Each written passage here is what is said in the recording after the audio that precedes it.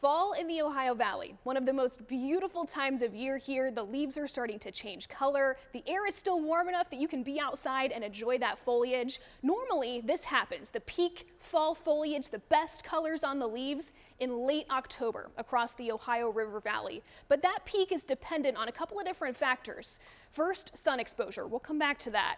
Temperature and rainfall are pretty self-explanatory though. We need the air to be exactly the right temperature both morning and afternoon, and the perfect amount of rainfall. When we go too warm or too cold, both in the morning and in the afternoon, plus you've got to consider frost potential, all of that affects the coloring on the trees, as does the rainfall, both too wet and too dry, as we are experiencing this year. All of that will affect when the colors peak and how they peak. Are they a little bit more muted, or are they bright and vibrant this year?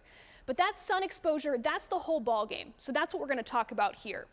We're going to have some flashbacks to 6th grade science class here, talking about photosynthesis. So in the summertime, you have these nice, beautiful green leaves on the trees. They look bright and healthy because the leaf is producing chlorophyll.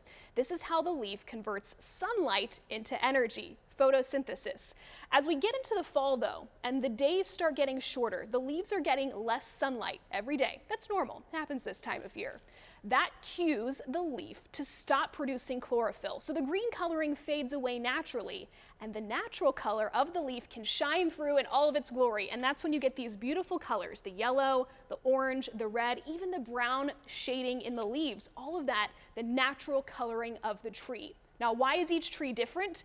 Well, because each tree is different. They're all going to show you a slightly different color because they're each a slightly different variety of tree. So next time you go outdoors, grab some leaves, take a look at them, see what you can see now that you've learned how this transition happens and what we look for when making the forecast.